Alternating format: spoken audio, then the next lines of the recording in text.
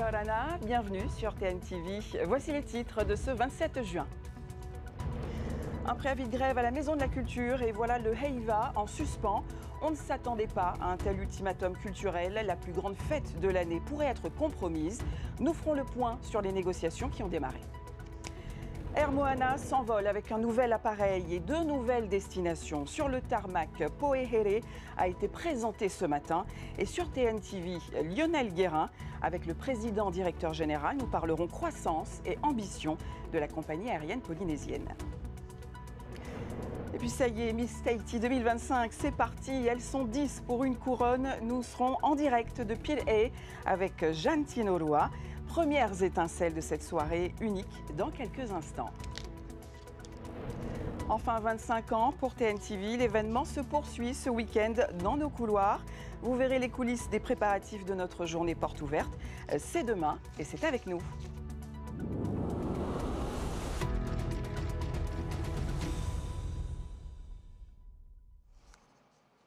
Vous l'aurez compris, l'actualité, c'est avant tout cette question. Le Heiva i Tahiti aura-t-il bien lieu cette année? C'est ce dimanche à minuit que le préavis de grève prendra fin à la Maison de la Culture. Une échéance qui approche et un risque d'assister à une grève générale dans l'ensemble du pays. Les négociations ont démarré cet après-midi. Le point sur ce dossier avec Laure Philibert et Mataï Yorei. À 2 jours et demi de l'échéance du préavis de grève déposé à la Maison de la Culture, les discussions s'ouvrent entre la FRAP et le gouvernement.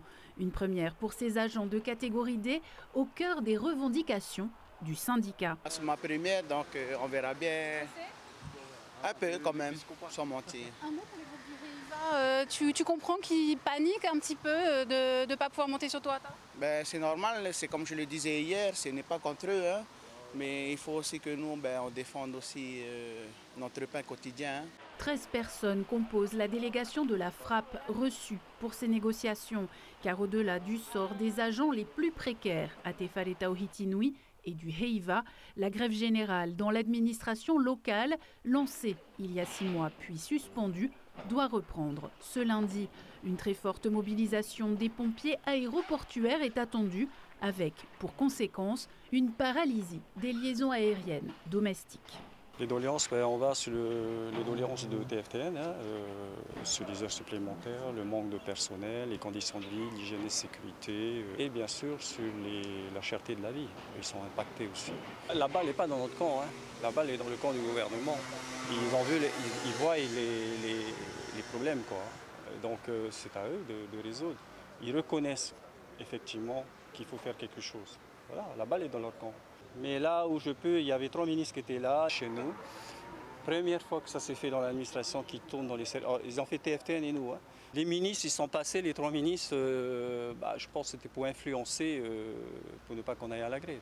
Il y avait une vingtaine de chez nous qui étaient là, même eux, ils étaient outrés de ce comportement en tant que ministre, de traiter les gens de moutons. En cas d'échec des négociations, les pourparlers devraient se poursuivre tout au long du week-end.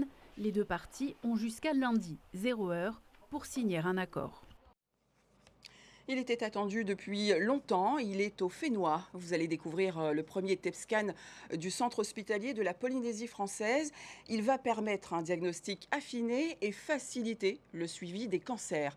Thomas Chabrol et Mele Teato étaient à l'inauguration ce matin.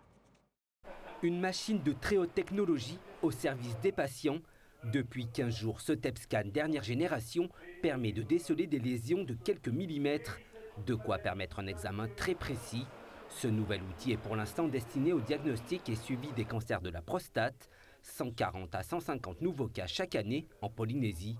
Ce type d'imagerie, ça nous permet de détecter beaucoup plus précocement des sites de récidive qui ne seraient pas forcément détectés par d'autres modalités d'imagerie, scanner seul ou IRM. Donc là, grâce à cette technologie, on a l'information anatomique et métabolique. Donc ça nous permet de pouvoir détecter des sites de récidive occultes beaucoup plus rapidement. Des diagnostics précoces pour prolonger la vie du patient et en améliorer la qualité. Et cette technologie est en pleine croissance, plus de 15% par an dans l'Hexagone. Le TEP-scan permet de diagnostiquer aussi d'autres cancers. Pour y parvenir, l'hôpital souhaite se doter d'un cyclotron, une machine pour produire des radionucléides. On a aujourd'hui une machine qui ne peut faire des images qu'avec le gallium. Mais le gallium ne peut marquer que cette molécule de la prostate. On ne se sert pas du gallium pour faire des images du cancer du sein, du poumon et autres. Pour ça, il nous faut donc une source de lumière produite par un cyclotron. Le cyclotron fabrique du fluor 18, qui est la molécule, l'isotope, qui va émettre la lumière. Et comme ça ne brille pas très longtemps, on ne peut pas être livré de l'extérieur. Faute de TEP-scan, les patients devaient jusqu'ici se rendre en Nouvelle-Zélande ou dans l'Hexagone. Ils n'auront plus à partir. Dans le Pacifique, il n'y a que les grands pays qui en ont. On n'en a que 127 sur tout le territoire métropolitain et au pays tout périphérique, aussi bien dans les DOM que dans les TOM. 40 patients ont déjà été examinés. Ils seront 400 chaque année à pouvoir bénéficier de cette nouvelle technologie. Autre inauguration, cette fois dans le milieu de l'aérien avec Air Moana. Ces nouvelles ailes s'appellent Poehere, un tournant pour la compagnie avec à la clé plus de dessertes dans les îles et l'ouverture de 2 nouvelles destinations, Wahine et Fakarava. L'appareil a été présenté ce matin aux officiels et au public. Liora Bounik, Esther Cuneo, Naya Bennett. Ce que nous vivons aujourd'hui est un symbole fort, celui d'une compagnie qui s'enracine et qui regarde résolument vers l'avenir. Un nouvel avion pour Air Moana, une véritable fierté. Poehere, un ATR 72-600 dernière génération, rejoint officiellement la flotte. Un pas de plus pour la compagnie et une concurrence directe pour les autres. La vision du pays qui m'a convaincu que l'on pouvait installer durablement une concurrence saine et équilibrée au feu d'or. Une vision partagée par le pays, montée au capital à hauteur de 1 milliard, mais aussi par l'État. L'État encourage la concurrence. C'est la raison pour laquelle il a accordé au cours des 10 dernières années 19 milliards de défiscalisation aux avions d'Air Tahiti et d'Air Moana. Et effectivement, pour ce premier avion qu'a acheté Air Moana, la défiscalisation est acquise. Très attendu, l'avion fait son entrée sur le tarmac avant d'être aspergé d'eau bénite. Puis c'est parti pour une séance photo avec la star du jour, suivi d'un petit tour dans l'appareil. Alors nos 2 premiers appareils, c'était des avions que nous avions en location, en lease. Là, Poehere, c'est notre tout premier avion, en pleine possession. Et surtout, c'est la toute dernière génération d'ATR.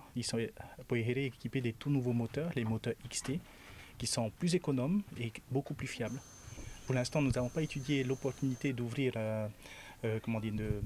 d'étudier une classe business à bord de nos appareils. Nous, on préfère se focaliser vraiment sur comment rendre les îles le plus accessibles possible au plus grand nombre. C'est notre démarche, voilà. L'arrivée de Poehere marque aussi le lancement de 2 nouvelles destinations, Huaine et Fakarava. Et ce n'est pas fini puisque 2 autres appareils sont attendus dès l'an prochain. Une place que l'aéroport de Tahiti ne manquera pas de leur donner. On est toujours très heureux d'avoir plus de lignes, plus d'opérateurs. Et voilà, notre objectif, c'est avec les travaux qu'on va mener à partir de l'année prochaine, on va créer un deuxième taxiway, un nouveau taxiway sur la plateforme. Ça va nous permettre de dégager en fait des surfaces supplémentaires pour accueillir 4 aéronefs ATR de plus à partir de la fin de l'année prochaine. Avec des coûts d'exploitation en baisse, 3 appareils opérationnels et un taux de remplissage qui dépasse les 60% en juillet, Air Moana se félicite de résultats encourageants. Face à Air Tahiti, le duel s'installe. Et le président directeur général d'Air Moana est sur TNTV ce soir, Yaolana. Lionel Guérin, merci d'avoir accepté notre invitation. On l'a compris, c'est plus qu'un simple appareil, c'est surtout de nouvelles destinations.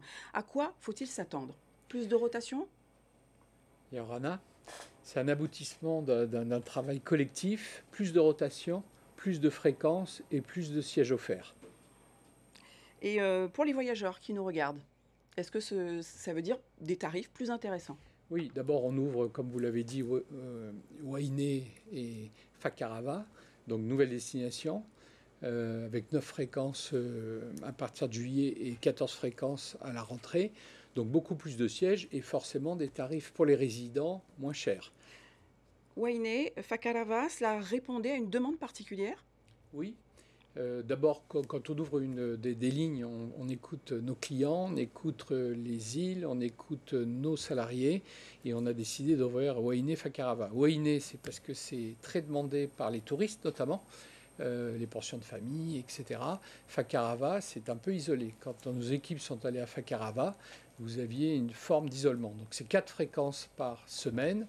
Et ça rajoute on a un tarif d'ailleurs Motu qui permet de réduire les prix, mais aussi d'emmener des bagages un peu plus. C'est 25 kilos de plus sur ce tarif Motu. Vous parlez de répondre finalement à la demande des clients, vous dites être à leur écoute, mais c'est aussi pour s'aligner face à la concurrence. On est d'accord, il y a aussi une stratégie commerciale derrière ces choix. Bien sûr qu'il y a une stratégie commerciale.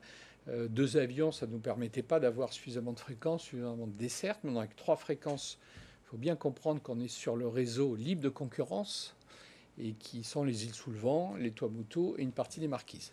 Alors vous dites vouloir desservir l'ensemble des archipels avec proximité. Ce sont vos éléments de communication. Air Tahiti concrètement vole vers 48 îles. Et vous ? Encore une fois, il y a le réseau libre de concurrence sur lequel on opère maintenant et le réseau soumis à délégation de service public, qui n'est pas notre sujet. Donc sur le réseau libre de concurrence, on opère avec des fréquences suffisantes, des sièges offerts suffisants. On offre beaucoup de capacités effectivement à nos résidents. On fait des tarifs moins chers d'ailleurs quand on part des îles vers Tahiti que l'inverse, pour tenir compte de la vie chère. On offre plus de proximité, des produits à bord effectivement locaux. Et puis on réassure beaucoup nos clients, c'est-à-dire que quand on a une anomalie de météo, etc., on s'en occupe tout le temps. Ils ne sont pas délaissés. Alors Air Moana a été lancé début 2022. On le sait, la compagnie a traversé des turbulences. Quelle est la situation aujourd'hui ? La situation elle sera déficitaire jusqu'en 2026, puisqu'en 2026, on aura 2 avions neufs qui arrivent en juillet et septembre 2026. À fin 2026, on aura 3 avions neufs en double défiscalisation et les 2 avions actuellement en location seront rendus. Et donc, c'est le seul moyen d'être rentable, c'est d'avoir ces 3 avions, un réseau adapté. Les coûts vont forcément baisser au fur et à mesure. D'abord, avec 3 avions, on optimise mieux notre structure. La maintenance est moins chère. Alors, c'est pas ce que disent les experts. Les experts disent qu'il y a quand même un coût de la maintenance depuis la période Covid, notamment. Non, mais la maintenance a augmenté. Ils ont raison. Mais des avions anciens et des avions neufs, pour une simple raison. Les moteurs, Retini parlait des moteurs XT. Le potentiel avant visite a été doublé. Donc, c'est moins cher. Alors on peut quand même s'interroger sur la stratégie, et là je m'adresse au manager. Quand on est dans le rouge, est-ce que l'objectif n'est pas de stabiliser d'abord les comptes avant de se développer ? D'abord, quand on crée une compagnie, on perd de l'argent en général, un certain nombre d'années. Ensuite, quand on est face à un monopole qui a duré pendant des années, il faut rentrer sur le marché. Donc on perd aussi de l'argent. Donc nous, on sera à l'équilibre en 2027. Déjà, notre chiffre d'affaires augmente. À partir de juillet, notre remplissage est de plus de 60% avec 3 avions. Et puis nos coûts baissent progressivement. Vous tenez aussi grâce au soutien du pays, ça a été acté en mars 2025, même si vous assumez garder ce déficit jusqu'en 2026, c'est ce que vous dites. Est-ce qu'on peut dire qu'Air Moana sera définitivement sauvé à l'issue de cette période, grâce à ces soutiens ? Alors d'abord, il faut savoir que tout le déficit d'exploitation jusqu'en 2026 est soutenu uniquement par l'actionnaire privé et la famille Bréau en particulier, que le pays ne fait fait que des prêts, ne fait aucune subvention et nous aide à financer les avions. Donc il nous aide par 3 moyens, la défiscalisation, par un prêt et par la Sofidep qui rentre en fonds propres pour acheter l'avion. Alors l'actualité, Lionel Guérin, c'est aussi cette grève de la frappe, vous le savez, et cette menace qui pèse sur les vols. D'après nos oreilles, Air Moana est prêt à réagir, notamment ce lundi, si une grève démarre. D'abord, on est en cellule de crise avec la direction de l'aviation civile polynésienne. On va s'occuper en premier des problèmes sanitaires, des enfants qui sont encore à l'école ou en examen, et puis des touristes. Et on sera au service de la population quand la grève sera arrêtée. Lionel Guérin, merci d'avoir répondu à nos questions. Je rappelle que vous êtes le président et directeur général d'Air Moana. Merci. Maro. Autre nouvel oiseau du ciel, le Falcon Triton. Plus moderne, plus performant, cet appareil dernière génération de la Marine nationale sera capable d'atterrir dans plus de 50 îles de la Polynésie. Autre possibilité, rejoindre Hawaï ou Nouméa en direct. Otuari, Colombanie. Hier soir, sur le tarmac de l'aéroport de Tahiti Fa'a, la flottille 25F a inauguré son tout nouvel appareil, un Falcon 50 Triton de dernière génération destiné à renforcer la surveillance et la protection du vaste espace maritime polynésien. Ouais, donc on est très fiers d'avoir reçu ce nouvel avion, le Triton, qui est arrivé fin avril mais qui est opérationnel depuis le mois de juin. et de le présenter ce soir à la Polynésie. Ses grands avantages, c'est qu'il va plus loin, plus vite, il vole plus longtemps. Baptisé Manu Aito, cet aéronef plus performant et plus moderne remplacera l'actuel et emblématique Guardian, équipé de radars et de caméras pour voir de jour comme de nuit. Il sera capable d'assurer les missions de surveillance maritime, de recherche et de sauvetage avec plus de rapidité et d'efficacité, notamment contre la pêche illégale et les trafics. Enfin, l'autre grand changement, c'est sa boule optronique Euroflir 410 de chez Safran, qui est un vrai bond technologique pour nous. Nous, quand on est sans ce moyen optronique, on détecte un bateau retourné à un demi-nautique, un nautique. Cette boule optronique, elle permet de la détecter entre 5 et 6 nautiques. Vraiment, c'est un vrai game changer pour nous en Polynésie. Cet avion dit transitoire sillonnera le ciel polynésien jusqu'en 2030, où un nouvel appareil plus performant devrait arriver sur le sol polynésien. Ce Falcon Triton vient renforcer la mission essentielle de la flottille 25F, protéger, secourir et servir la population polynésienne sur terre comme en mer. Le fait noir, rendez-vous avec l'élégance ce soir. Elles sont 10 à rêver de la couronne. Une seule deviendra Miss Tahiti 2025 dans les prochaines heures. C'est le grand soir et le grand frisson pour nos candidates. Yaorana Jantinorua, c'est la soirée la plus importante de l'année.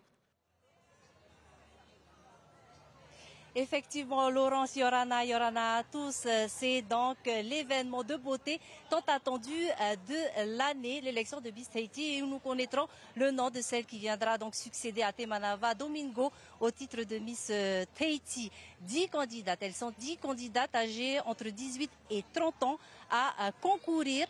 30 ans pour la première fois cette année, c'est l'âge limite pour candidater à cette élection de beauté. Mais ce n'est pas la seule nouveauté, Laurence, puisqu'après de nombreuses années d'organisation dans les jardins de la mairie de Papeete, pour la première fois et pour la 65e édition de l'élection, cet événement se passe dans les jardins de la mairie de Pirée. Alors derrière moi, vous pouvez le voir, le public commence à arriver, mais il y a quelques minutes, les tables étaient vides jusqu'à au moment où je vous parle.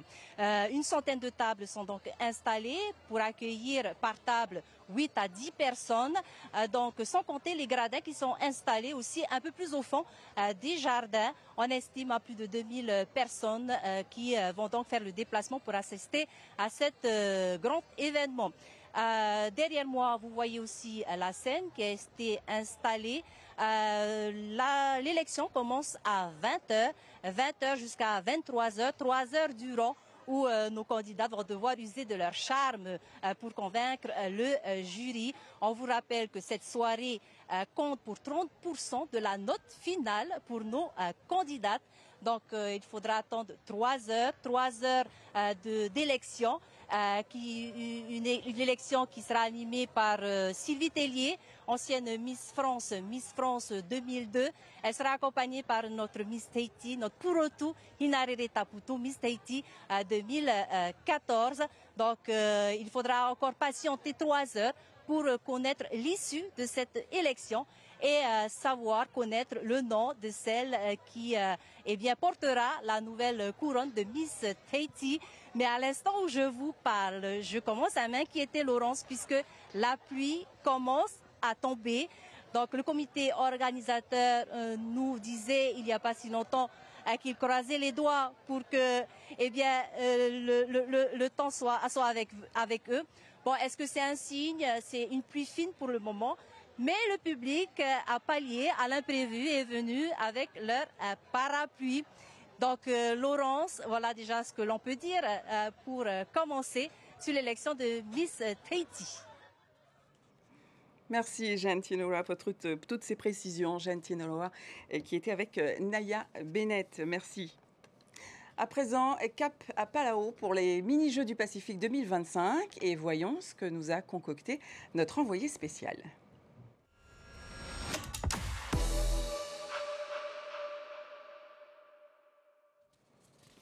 Allez, Oriano Tefao nous montre ce soir où se dérouleront précisément ces mini-jeux.